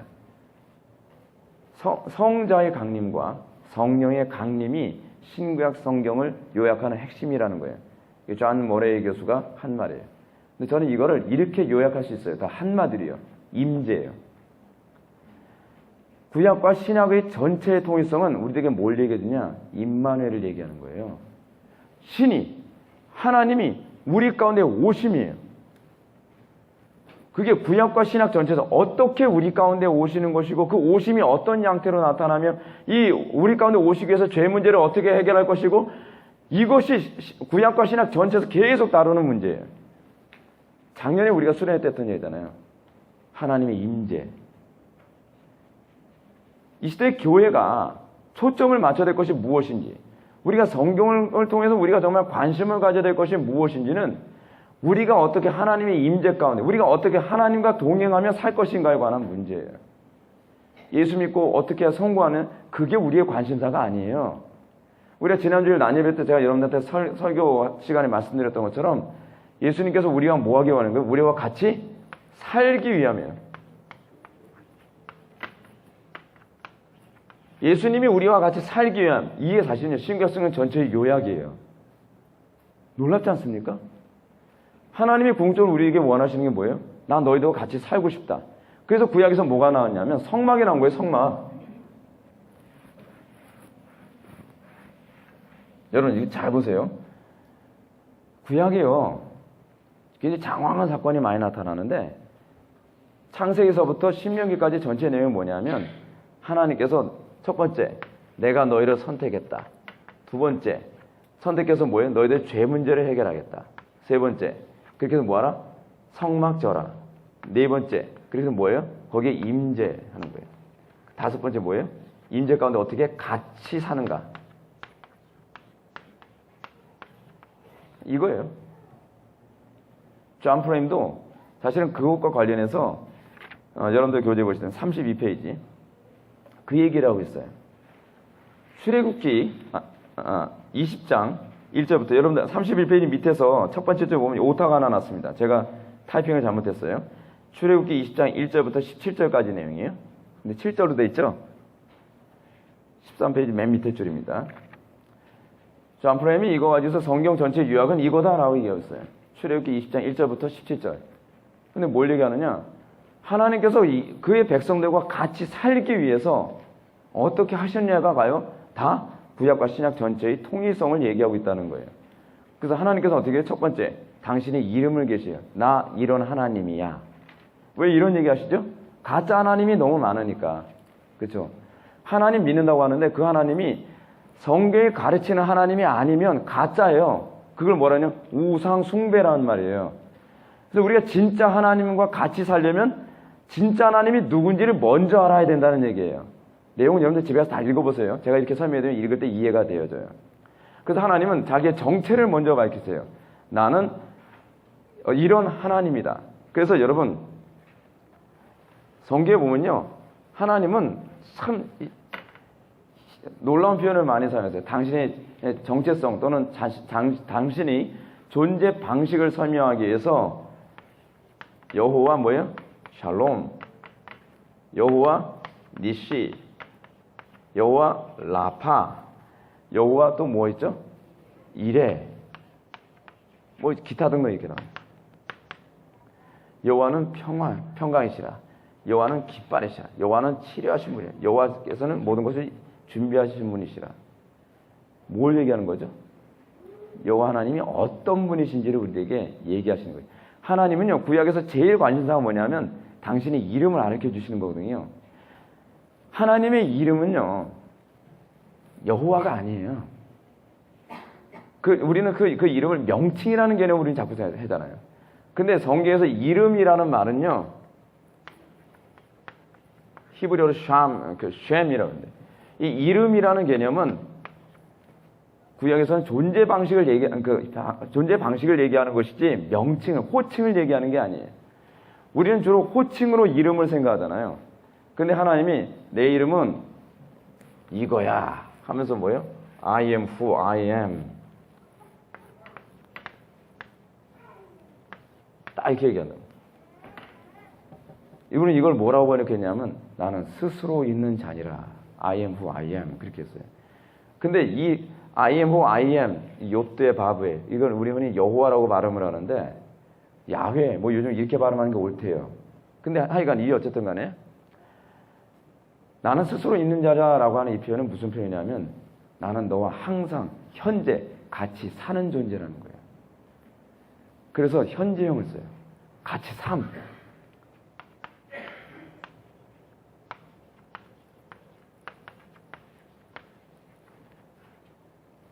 관계대명사를 중심으로 해서 하나님 당신 자신을 현재형으로 얘기했어요. 나는 현재 존재하는 자로 존재한다. 이거를 신약에선 구약에서는 또 무슨 얘기가 나오냐? 임마누엘. 하나님이 우리와 함께 하심. 같이 사는 존재. 현재 같이 사는 존재. 하나님이 근데 어떻게 같이 살죠? 이레로 같이 살아요. 라파로 같이 살아요. 샬롬으로 같이 살아요. 놀랍지 않습니까? 저는 여러분들이 삶 속에서 그 신앙 고백이 있기를 바라요. 내가 예수 믿고 나서요, 하나님이 이래하셨어요. 오늘 이 자매도 보니까 이래요. 하나님께 예배하셨어요. 그래서 우리와 함께 같이 은혜를 받게 되죠. 이래를 경험해요. 여러분 이 자리에 오신 우리 지체들 보게 되면 어떤 사람은 마음에 라파를 경험한 사람이 있을 거예요. 어떤 사람은 그 마음에 샬롬을 경험한 사람이 있을 거예요. 내가 원수 관계에 있던 어떤 관계에서 오늘 하나님께 회개기도 하는 가운데 샬롬을 경험해요. 가정 안에서 샬롬을 경험해요. 그래서 우리는 뭐예요? 다른 사람으로는 할 수 없는데 하나님은 나에게 현재 샬롬으로 함께 사시더라. 다른 여러 심리학 방법으로도 안 됐는데 예수님을 믿고 나서 나의 가정이 샬롬이 일어났어요. 어떤 방법으로 안 됐는데 샬롬이 일어나더란 말이에요. 어떤 방법으로도 내 마음이 치유가 안 됐는데 내가 예수를 믿고 나니까 여호와 라파, 그분이 나를 치료하셨어요. 그거 뭐예요? 하나님께 우리와 함께 사시는 방식이에요. 하나님의 존재 방식. 근데 재밌는 게 뭐냐면 알파벳 B를 보시기 바랍니다. 역사에 나타난 하나님의 권능 행위. 구약에는요, 여호와 하나님께서 이 이름을 역사에서 계시하셨어요. 그냥 마치 불경을 계시하듯이. 그렇지 않으면 노노처럼 하나님은 샬롬이다 이렇게 아니라 하나님의 이름을 계시하는 방식이 항상 역사에서 계시를 해요. 잠언처럼 계시되는 게 아니에요. 역사 속에서 아브라함이 자기 아들 이삭을 딱 찌려고 하는데 스탑. 다른 양이 있으니까 이거죠. 그래서 그거 뭐라고 고백해요? 여호와는 이래하는 준비하시는 분이시구나. 다 역사 속에서 계시해요. 왜 역사 속에서 계시하시느냐? 하나님은 관념이 하나님이 아니라 현재 나의 역사의 삶 속에서 우리와 같이 사는 하나님이라는 거예요. 이게 바로 구약과 신약에서 계속 통일성 있게 우리에게 얘기해주고 싶은 얘기예요. 알파벳 C. 하나님의 율법 계시. 근데 하나님은 우리와 어떻게 살죠? 여러분 이거 지금 신해산 언약 얘기하고 다 일치하는 얘기예요. 근데 신해산 언약이 신약과 아무 관계없는 언약이 아니에요. 알파벳 C에서 우리는 율법을 발견해야 됩니다. 존 프레임이 이 부분 가지고서 많은 사람들이 율법과 복음을 구분해서 이해한다. 근데 율법과 복음을 구분하도록 보게 만드는 최초의 신학자가 누구냐면 여러분 교재에 나오는데 슈라이르 마흐예요. 그가 그런 식으로 해석했어요. 근데 전통적인 신앙에서는 어떻게 보냐면 율법은요, 우리가 하나님과 어떻게 함께 살 것인가에 관한 방법론을 제기하고 있다는 거예요. 구원의 조건이 아니에요. 구원받은 하나님의 백성이 하나님과 같이 사는 방식이에요. 그래서 구원받고 난 성도들은 주의 계명을 즐거워해요.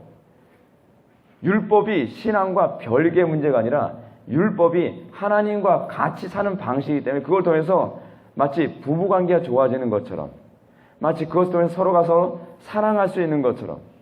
그래서 율법의 이중계명을 예수님이 뭐라고 말씀하시죠? 하나님 사랑, 이웃 사랑.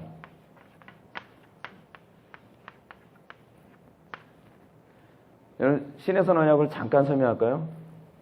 신해산 언약을 보게 되면 송재훈 교수의 논문에는 이런 얘기가 나옵니다.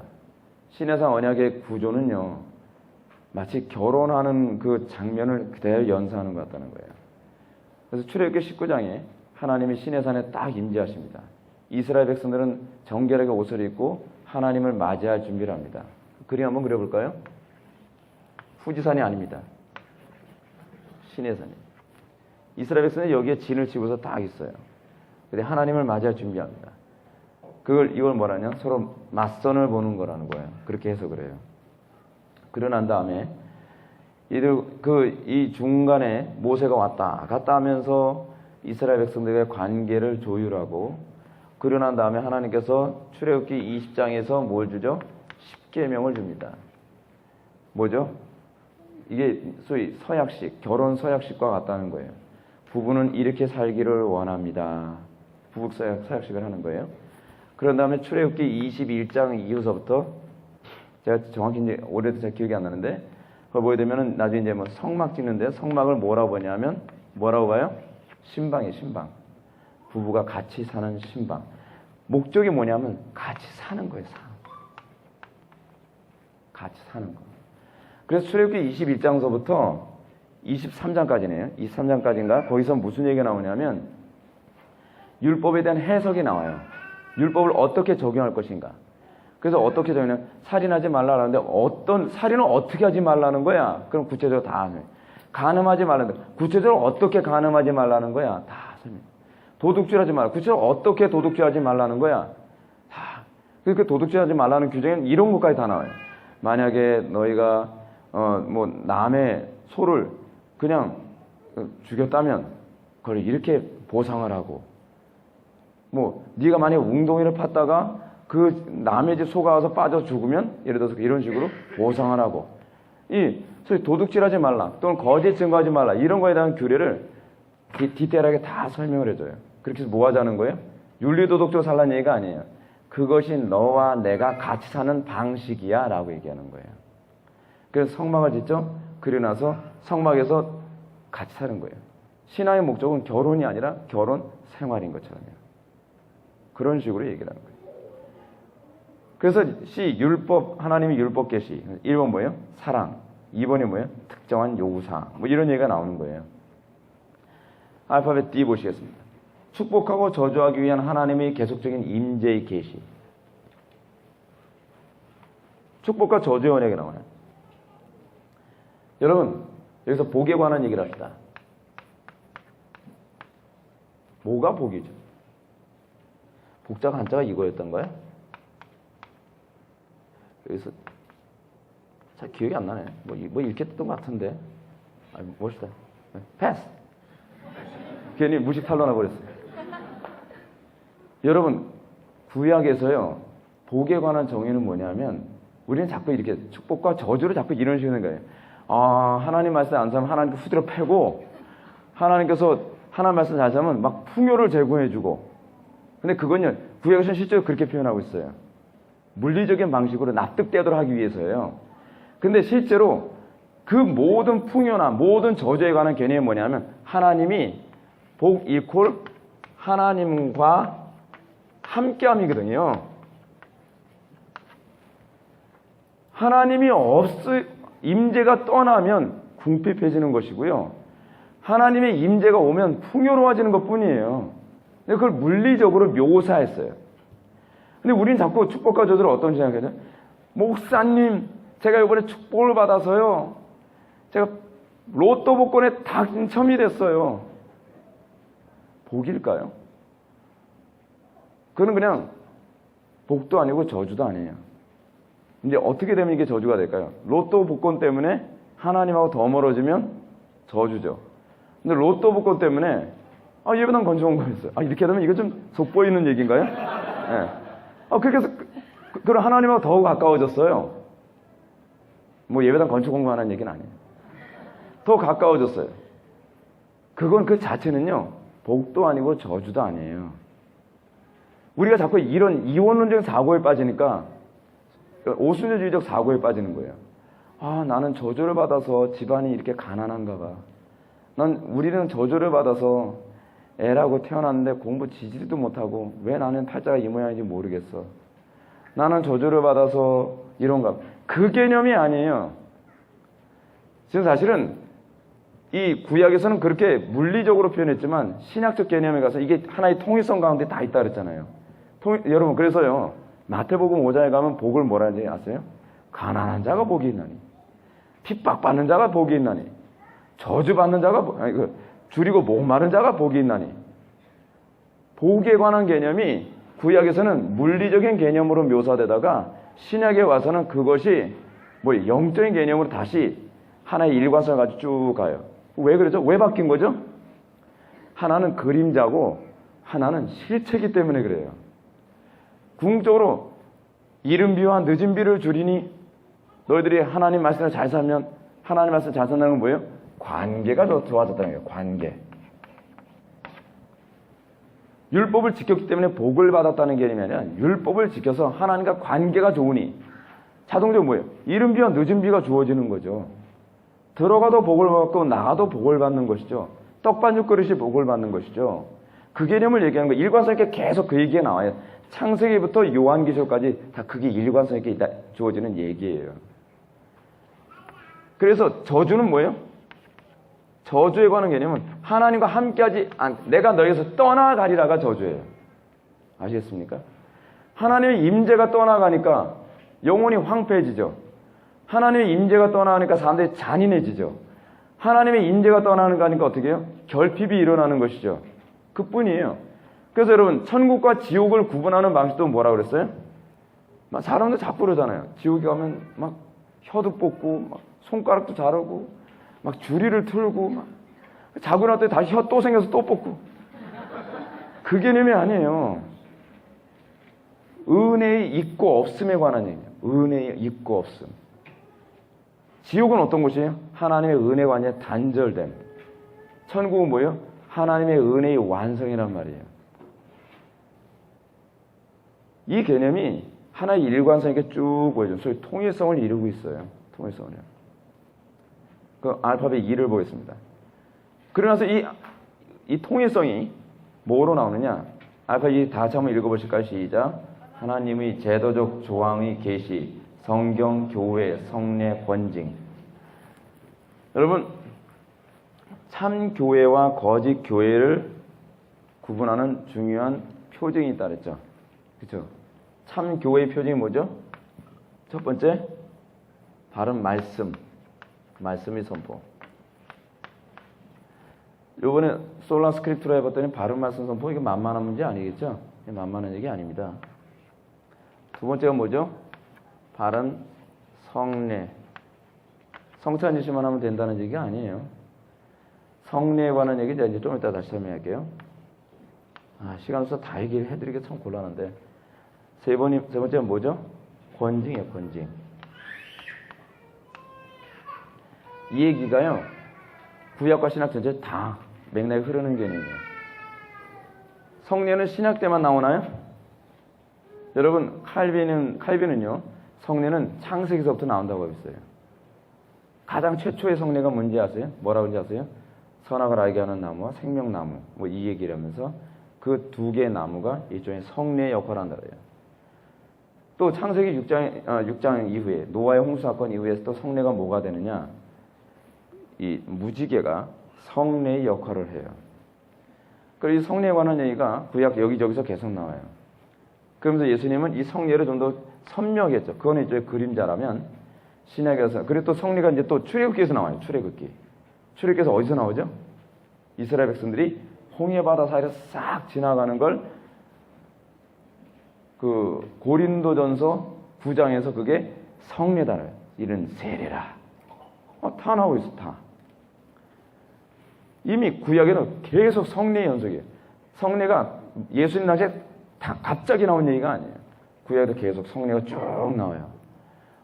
그리고 하나님 항상 어때요? 말씀으로 그의 백성들 참 교회를 일구어 나가시죠. 그 권징은 뭐예요? 하나님 말씀대로 살지 않으면 하나님 말씀대로 살도록 하나님께서 징계하시고 뭐 그런 거예요.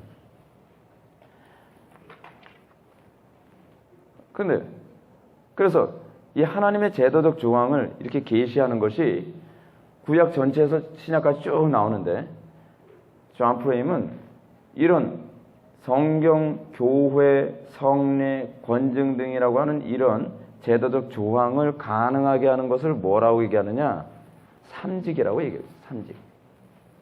왕, 제사장, 선지자.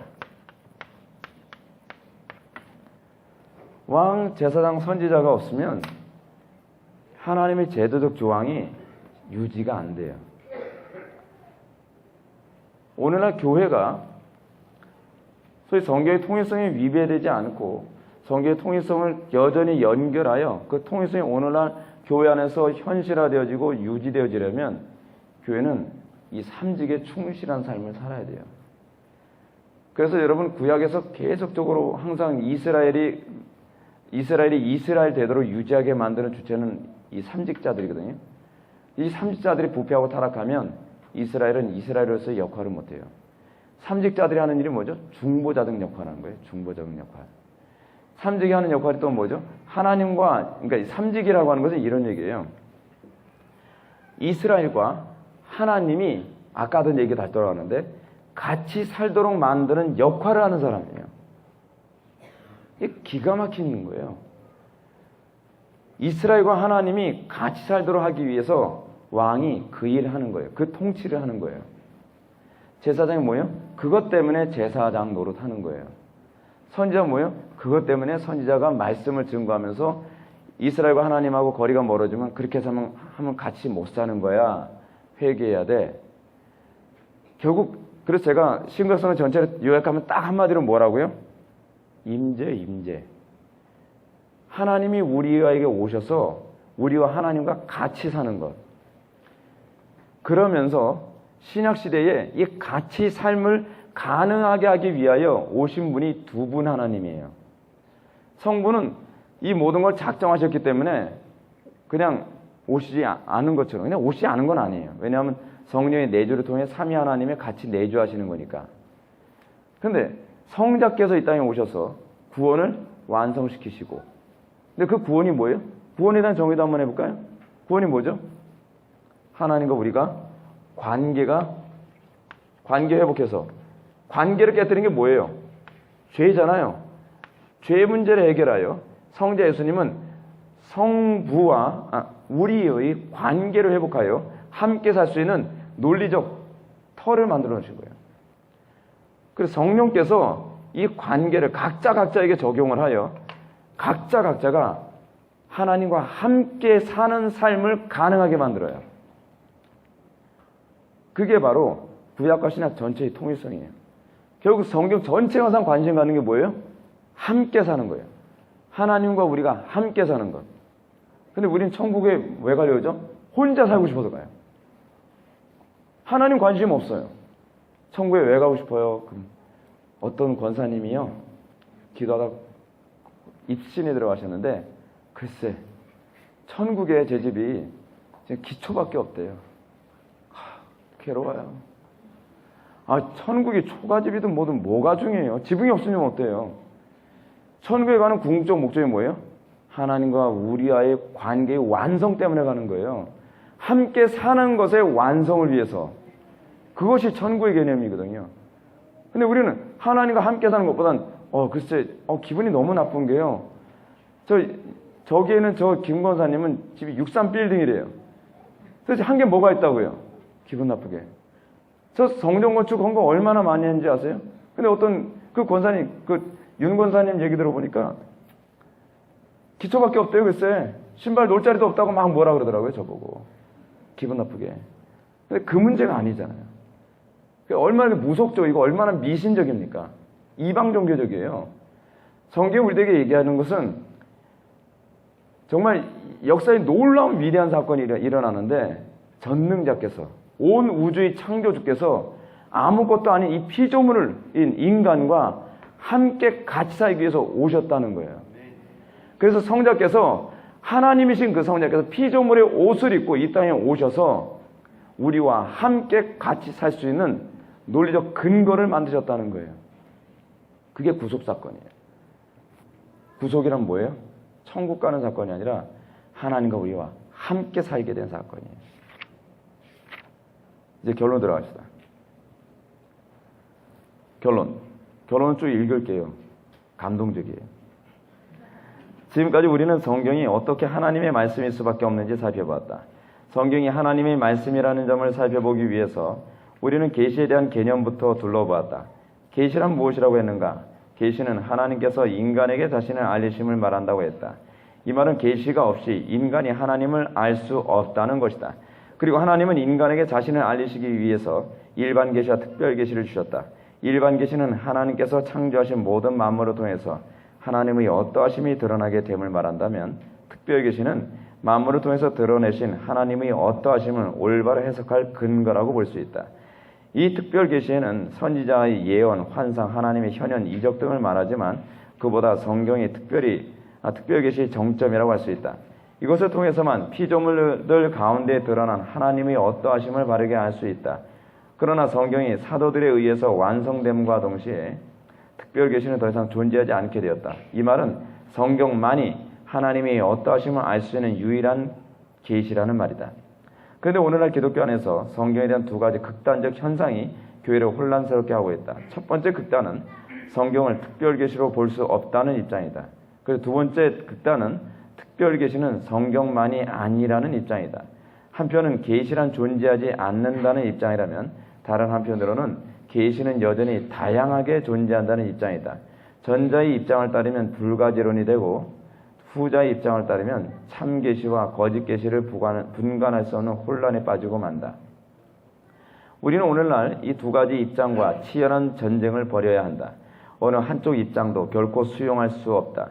우리는 오로지 성경만이 정확무한 하나님의 말씀이라는 점을 고수해야 한다. 이 싸움은 기독교의 생존을 위협하는 본질적인 싸움이다. 이 싸움에서 교회는 정신을 차려야 한다.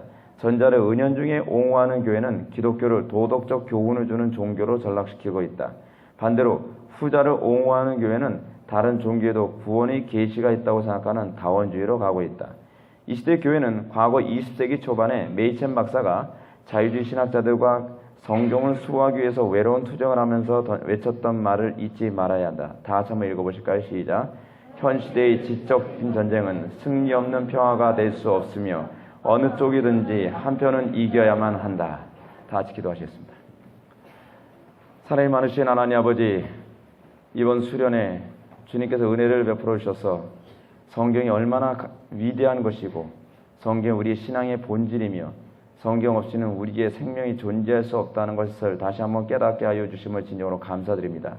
놀라운 은혜를 부어주시사 우리가 이 성경에 대해서 다시 한번 알게 하여 주심을 감사합니다. 아는 것으로 그치지 않게 하여 주시고 이 성경을 지키고 성경 말씀대로 살아가며 이 성경의 위대성을 안 믿는 모든 사람들에게 확신시켜 줄 수 있는 거룩한 삶을 살아갈 수 있도록 복을 내려 주옵소서. 잊지 않게 하여 주시고 우리의 심령을 자극하여 주옵소서. 예수님의 거룩하신 이름으로 기도드립니다. 아멘.